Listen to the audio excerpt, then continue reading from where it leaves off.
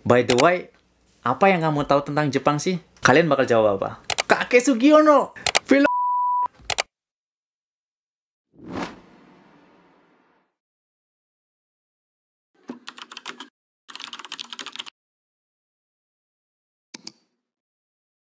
Halo kalian semua, gimana kabar kalian hari ini? Semoga sehat selalu dan banyak rezekinya. Amin. Oke, jadi di video kali ini saya ingin bertanya kepada kalian dan tolong kalian jawab dengan jujur ya. Jadi, coba kalian bayangin ketika ada orang nanya sama kalian seperti ini. By the way, apa yang kamu tahu tentang Jepang sih? Kalian bakal jawab apa? Ya, jawabannya pasti macam-macam. Ada yang bilang Jepang itu negara maju, ada yang bilang teknologinya keren, ada yang bilang negaranya bersih, negeri sakura, atau negara yang disiplin banget soal aturan. Tapi ada juga loh yang jawab seperti ini dengan spontan. Kakek Sugiono. Hah? Film. Hah? Malah kadang nyebutin nama-nama artis filmnya lagi, nyebutin judulnya lagi. Oke, nggak apa-apa lah. Itu kan pendapat masing-masing individu ya. Jadi bebas lah mau jawab apapun dalam pendapatnya, itu bebas. Bahkan ada orang yang baru datang dan tinggal di Jepang. Terus pas ke kombini mau beli cemilan atau minimarket ya kalau di Indonesia. Dia bilang seperti ini.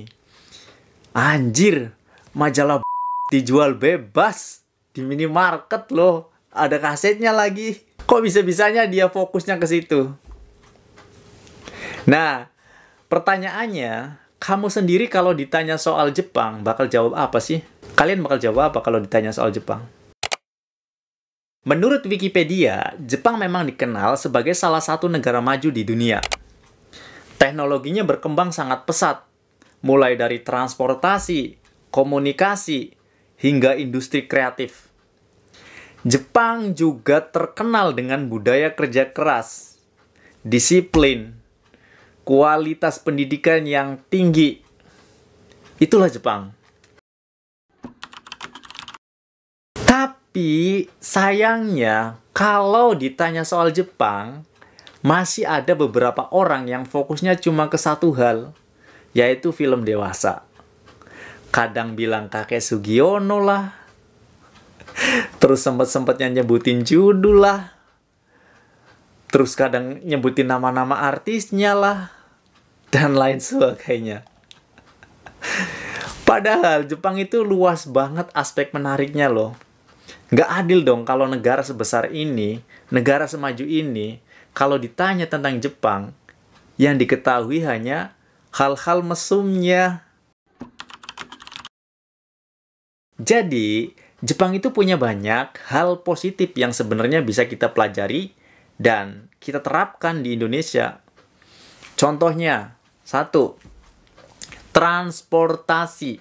Transportasi umum di sini, mulai dari bis, kapal laut, sampai kereta, itu bener-bener tepat waktu loh. Nggak ada ngaretnya. Sekalinya ngaret itu hanya beberapa menit, tidak lama. Kalau sampai ngaretnya lama, pihaknya akan meminta maaf kepada para penggunanya secara langsung. Ya, itulah Jepang. Yang kedua, kebersihan dan disiplin. Hampir semua orang di sini terbiasa buang sampah pada tempatnya dan sangat menghormati aturan. Buang sampah itu ada harinya, harus dipisah.